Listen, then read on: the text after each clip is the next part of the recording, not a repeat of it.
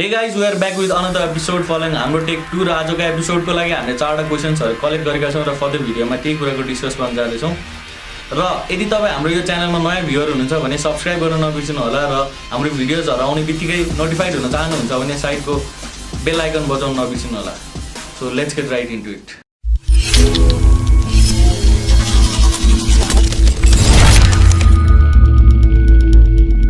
आजको हाम्रो first topic छ ब्याट्रिज।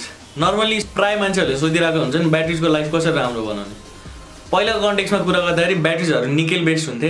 पहिलाको ब्याट्रिजहरु हेल्दियर बनाउन हामीले 40 देखि 80% को बिचमा राखेर चलाउँदा र ब्याट्री चार्ज गर्नुभन्दा अगाडि त्यसलाई फुली ड्रेन हुन दिँदाखेरि धेरै नै राम्रो हुन्थ्यो भने अहिलेको कन्टेक्स्टमा कुरा गर्दाखेरि ब्याट्रिजहरु लिथियम आयन बेस्ड छन् र त्यो ब्याट्रिजहरुलाई हेल्दियर बनाउनको लागि हामीले ब्याट्रिज ओभरहिट हुन दिनु हुँदैन र ब्याट्रिजहरु 100% चार्ज भइसकेपछि प्लग इन राख्नु हुँदैन। त्यति गर्दाखेरि हाम्रो ब्याट्रिजहरु हेल्दियर हुन्छ किनभने अहिलेको कन्टेक्स्टको फोनहरु धेरै नै स्मार्टर छ। अबको हाम्रो नेक्स्ट टपिक छ what does virus actually do. हामीलाई थाहा छ भाइरसले नराम्रो इम्प्याक्ट पार्छ तर कसरी पार्छ। भाइरस भनेको एउटा यस्तो प्रोग्राम हो जसले आफैले एक ठाउँबाट अर्को ठाउँमा यतिकै स्प्रेड गर्छ। लाइक अब जस्तै हाम्रो ह्युमन भाइरस पनि त्यस्तै नै हो। अनि भाइरसको अर्को टाइप के छ भनेदेखि ट्रोजन भाइरस भन्ने नै हुन्छन् हैन। ट्रोजन भाइरस भनेको कस्तो टाइपको भाइरस हो भनेदेखि एउटा यस्तो टाइपको एप्लिकेसन हो जुन चाहिँ हाम्रो ग्याजेट्समा हुन्छ तर हामीलाई थाहा नहुने गरेर अर्को मान्छेहरूले हाम्रो ग्याजेट्समा त्यसले एक्सेस पाइरहेको हुन्छ जसले गर्दाखेरि हाम्रो प्राइभेसीहरु धेरै सेक्युर हुँदैन। त्यसैले म सबैजनालाई एउटा राम्रो एन्टिभाइरस सफ्टवेयर युज गर्न सजेस्ट गर्छु। अबको हाम्रो नेक्स्ट टपिक छ यूएसबी ड्राइभ्सहरुको बारेमा। हामी सबैले कम्प्युटरमा यूएसबी ड्राइभ्सहरु कनेक्ट त गर्छौं तर त्यसलाई इजेक्ट गर्ने बेलामा सेफली गर्छौं कि गर्दैनौं। यदि हामीले सेफली इजेक्ट गरेनौं भने के कस्तो प्रब्लमहरु आउन सक्छ। सपोज हामीले एउटा कम्प्युटरमा यूएसबी ड्राइभ कनेक्ट गरेका छौं र एउटा फाइल कपी गर्दैछौं तर तब त्यति बेलामा कम्प्युटरले एउटा यस्तो टास्क इनेबल गर्छ जसले चाहिँ राइट ट्र्याकिङ भन्छ।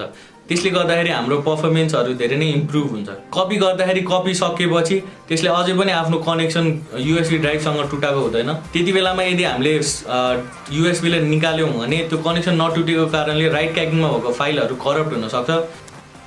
So our last topic is about root. रूटिङकै कुरा गर्दाखेरि पहिला एडभान्टेजको कुरा गरौँ। Rooting your device is like using Windows as an administrator and लिनक्सकै कुरा गर्दाखेरि हामीले सुपर युजर चलाएको जस्तै हो। हामीले सपोज एउटा फोन रुट गरेर हामीले त्यसमा आफ्नो सिस्टमको सबै कुरामा एक्सेस पाउन सक्छौं। सपोज तपाईले एउटा एप पाउनु पर्दैन अहिलेको फोनमा युज गर्दाखेरि तपाईले त्यसलाई डिसेबल पनि गर्न सक्नुहुन्न र अनइन्स्टल पनि गर्न सक्नुहुन्न भने तपाईले रुट गरेपछि डिफ्रेन्ट एपहरु पाइन्छ। सपोज एउटा कुरा गर्दाखेरि टाइटेनियम एप भन्ने एप छ तपाईले त्यो एप इन्स्टल गर्नुभयो भने तपाईले त्यो एपलाई अनइन्स्टल गर्नुमा अनइन्स्टल र डिसेबल गर्नु पर्यो डिसेबल पनि गर्न सक्नुहुन्छ। त्यो एपले तपाईलाई म्यानुअली सबै कुराको ब्याकअप गर्न दिन्छ र चाँडै नै रिस्टोर गर्न पनि दिन्छ अनलाइक अदर झन्झटिला एप्स।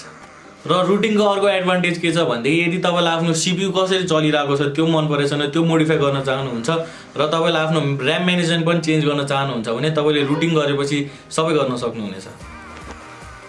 अब डिसएडभान्टेजेसकै कुरा गर्दाखेरि तपाईले रुट गरिसक्नु भएपछि तपाईले आफ्नो फोनको सबै कुरामा सबै सिस्टममा एक्सेस पाउन सक्नुहुन्छ र यदि त्यो फोनमा तपाईको कुनै भाइरस छिर्यो कुनै मालवेयर छिर्यो भनेदेखि त्यो मालवेयर त्यो भाइरसले पनि तपाईको सबै कुरामा एक्सेस गर्न सक्छ जसले गर्दाखेरि तपाईको फोन सबै बिग्रिन सक्छ ड्यामेज हुन सक्छ।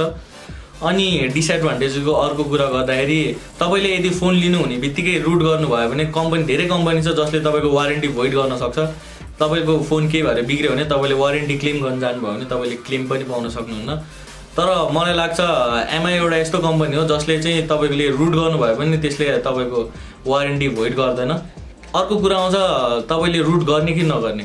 यदि तपाई मोडिफिकेसन लभर हुनुहुन्छ तपाईलाई आफ्नो फोन मोडिफाई गर्न मन लाग्छ भनेदेखि तपाईले रुट गर्न सक्नुहुनेछ। र अर्को एउटा कुरामा नि के अलर्ट हुनु भनेदेखि तपाईले मोडिफाई त गर्नुहुन्छ तर मोडिफाई गर्नु भएपछि धेरै नै त्यसमा प्रब्लमहरु आउन सक्छ। तपाईले आफैले नै धेरै मिस्टेक गर्न सक्नुहुन्छ र तपाईले त्यो मिस्टेकहरु इम्प्रुभ गर्दा तपाईको धेरै टाइम जानेछ। सो आजको भिडियोको लागि यति नै।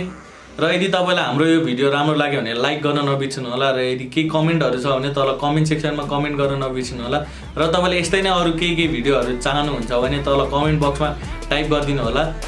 Do subscribe our channel, hit the bell icon and see you in the next video.